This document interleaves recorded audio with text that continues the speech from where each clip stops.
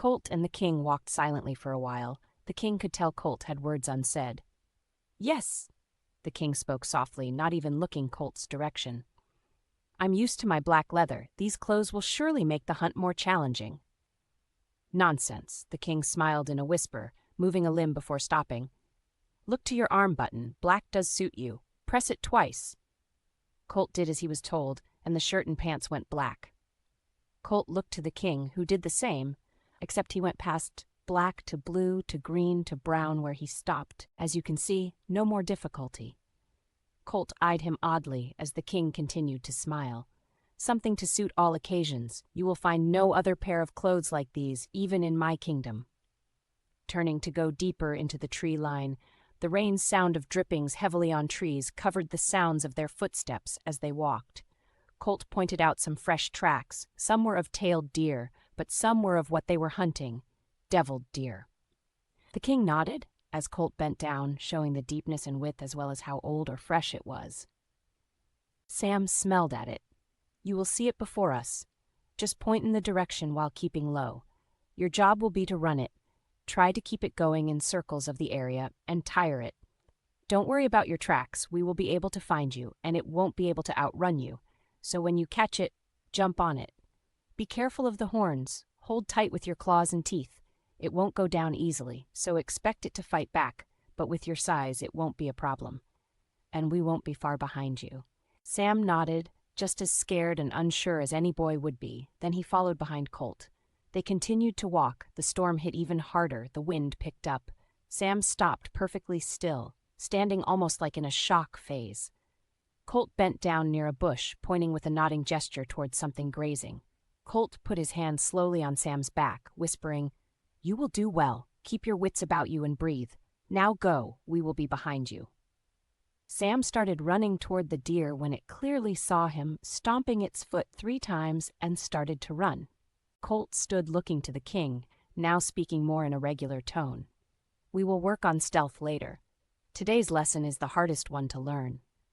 They followed Sam's trail intently as they went through some heavy bushes. Going through this underbrush will tire it more easily, perhaps entangle itself. He may just have a fine hunt. Watching you, I can see you have skills of a hunter yourself. Colt looked to the king. "I collected the pelts for each winter for coats and trade, smoked meat, and so on. It was a lonely time with only the hunting to keep me occupied, except, well, that's perhaps for another time." The king followed behind Colt. "Seems we have the time now." Colt looked ahead at the tracks.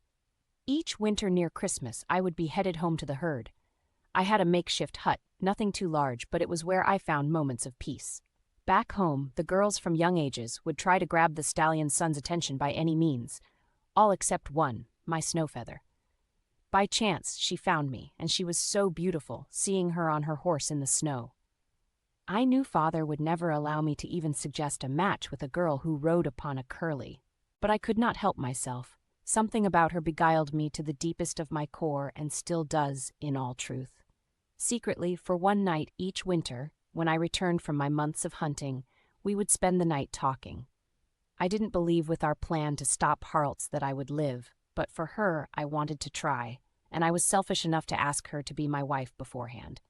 But I loved her so deeply then, and more so now. Each hunt I take, I think of those moments we had growing up together and how she saved me in so many ways.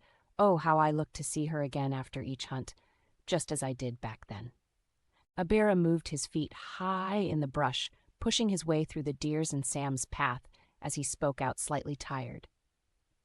"She is a special young lass. You chose well. I could not have picked a finer bride for you. Your story reminds me of my love I once shared with my queen.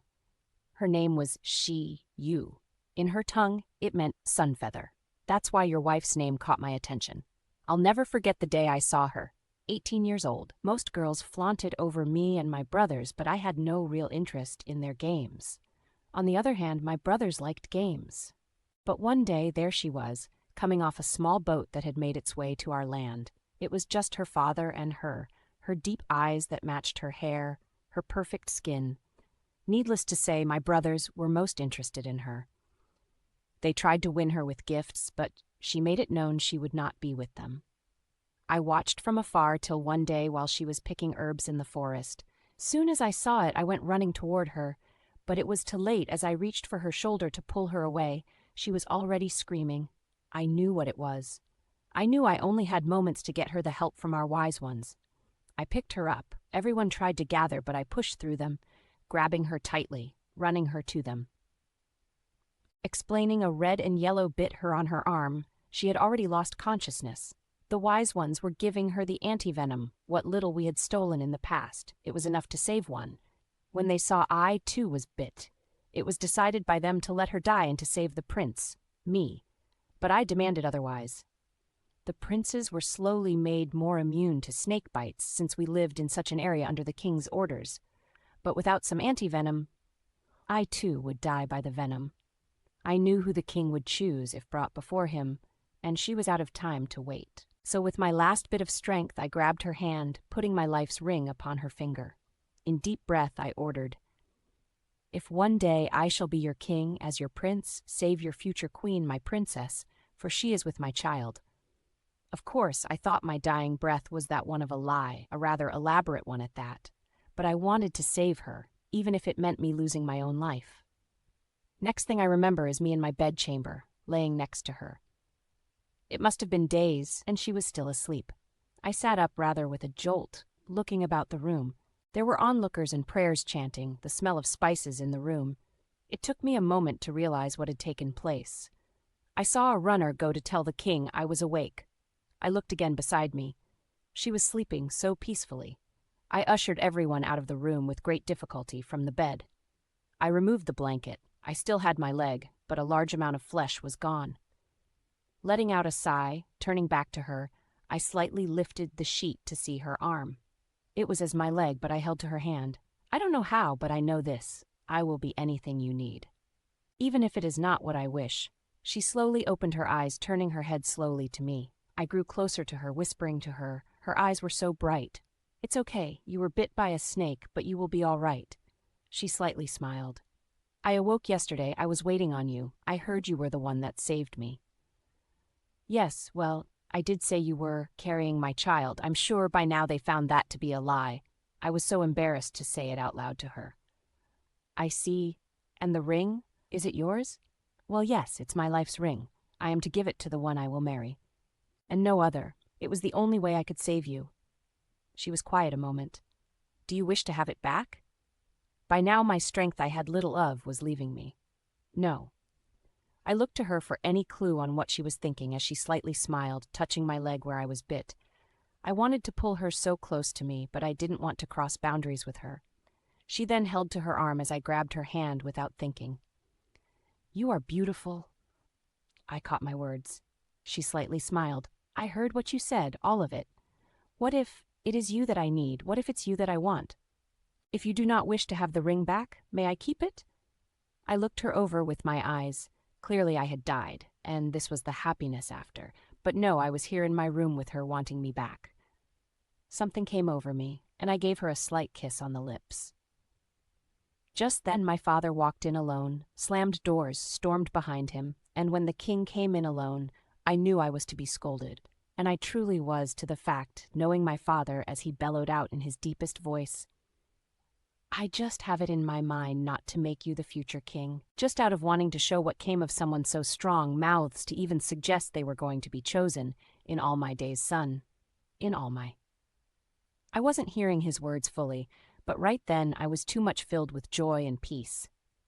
He could have banished me, and I would have been all right with it as long as she was by my side. But his tone softened as he saw her clutch to me, as he sat down, softening his stance, something I had never seen from him, as my father seemed to be speaking to himself. "But then again, you did what I would have done in your place, my son. We are blessed you both survived this stunt of yours, my son. You know the laws of the next generation is more to us than the last, even if unborn. The future is saved before the past is out Cree, so I allowed it to be as you wish. Each day you were both given some of the antidote, her receiving more. Only time will tell the curse of it all." I remember he looked to her. "Tell me, girl, are you with child?" She shook her head no. "Have you been with my son or any of my sons?" Again she shook her head no before whispering, "I have been with no man." "Well then, do you love him?" She shook her head yes, which made electric shivers go through my body. I won't ask you that question, son. Clearly your actions have spoken your true wishes. My father, the king, looked to me with a deep sigh. He was sitting in the chair, rubbing his beard, looking to us for a strong moment, puffing out some air. He stood slowly, crossing his arms. Well, the kingdom doesn't need to know of your lie. In the eyes of the kingdom, you are married and was with child. Sadly, I must tell you in the kingdom, the child was lost in the battle to save the life of your princess. The possible future queen of the kingdom, but have heart. More children still may come with time and healing. Now rest and heal, for when you leave this room, you shall only find each other in love, and no other. He came beside the bed, putting his hand on mine, kissing the top of my head, then leaning over. He waited for her to come closer, kissing the top of her head. May the marriage be a blessed union for the kingdom. As king, I proclaim this. May no man or woman speak otherwise of it. We both silently nodded as he turned, leaving the room. We heard him announce to an awaiting group all he had said. And not to disturb us, those weeks were the most wonderful, and I had no reason to look to another for anything. We were each other's strength in the hard times until the last few years when my heart could no longer bear both our sorrows, and I regret that time deeply. I think to this day that is why we lost our children, was because of the snake. It weakened her so much. You know she would have seen you as her son if she would have lived to see this day. In some ways, you remind me of her. Just then the king and colt heard a scuffling up ahead. The devil deer was down. Sam was over it, holding still as stone as it did a few last kicks, hitting Sam slightly, but he was unmoved. "Sam?" Colt called out. Sam's head turned, but with anger his mouth stained in the blood, rain dripping down his body like a river. The king put his hand in front of Colt's body. "Wait, son." Colt held still as Sam's feet pounded toward them in a matter-of-fact way through puddles of mud. It was almost upon them when Sam spoke, but it wasn't Sam. It roared out, "How dare you?" The king and Colt were taken back. It was a woman's voice. "Excuse me?" The king looked just as shocked. "Never mind you right now. I'll get to you in a moment. How dare you make my darling Sam run after a poor deer? You men and your ooh, the boy needs to learn to kill ways. I am his mother, and I have the mind to take you out for a lesson. I will do what needs to be done for him to live, not you. So you keep your dirty, rough hands off my boy." Colt put his hands out slightly. "I'm sorry, your boy. Are you Sam's mother?" "Indeed I am." She swiped near his hands with her paw before storming in a circle-like pattern, looking to them as she glared and walked. "I'm sorry I didn't know you were in him this way. In or out, what right do you have to make my baby boy kill a poor animal?" "He has to eat," the king spoke again. "I told you to be quiet." "Do you know who I am, madam?" Abera spoke again, rather insulted. "Ooh, a king. Whoopity-freaking-do. I'll practice my curtsy, feeding my son raw meat. What are you thinking? From now on it better be cooked. Now you both listen up and listen good. He is not to hunt anymore, not once. If you need food, you get that brute of a traveler to do it. Trying to make my Sam let you ride his back, of all the nerve. He better be glad I only can save up enough energy to come out when needed. Now then, I don't have much time, but you treat my son right. And even if I feel him for a moment becoming unsure of himself or sad, he better be a happy little boy finally able to play. And if I see otherwise, I will be back, and you shall know a mother's wrath. And be assured I will be coming back." "Yes, ma'am," Colt smirked. "Don't be cocky with me. I have the mind to give you a good lashing. But my son, for some reason, likes you. He never knew his father, so that may be in play." She toned herself down a moment before enraging again. "But don't think you will replace his mother." She hissed toward both the men. "Sam won't remember what happened. I made sure of that. But you tell him he did a wonderful job on his first and only kill. Right!" She looked to Colt and Abira, who nodded. "Good." She snorted and then shook her head. Sam blinked a few times, looking strangely to Colt. "How?" Then he looked back to the deer, then Colt. "I don't remember doing that. Did I do it? Why am I here now?" Abira spoke up.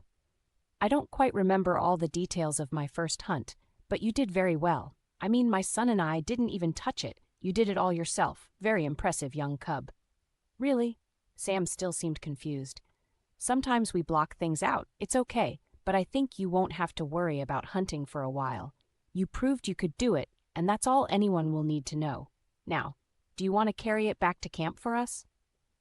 A hiss came out again for a moment. "Sorry, I didn't. I know, Sam. Probably just a glitch in your system.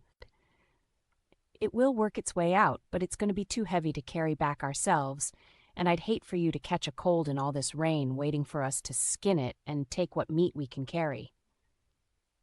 "I don't mind carrying it, really. Besides, I'm not sure I can catch a cold like this." Abira looked to Sam. "Well, if you don't mind, that would be a great help to us." He smiled, but Sam looked puzzled to the both of them. "Why are you both talking so strange? Did I do something wrong?" No, nothing of the sort. We are just so amazed at what you accomplished. Very well done." "Yes, you did very well," Colt agreed. With that, Sam went and picked up the kill in his mouth, dragging it back to camp. On the way, Colt looked to his father. "Have you seen anything like this before? Such a large buck?" Abira looked to Colt. "Not once have I seen such a thing. It is too great of a thing to comprehend." So not to worry Sam or gain more wrath of his mother. With that, they were both quiet in thought, but in returning to camp,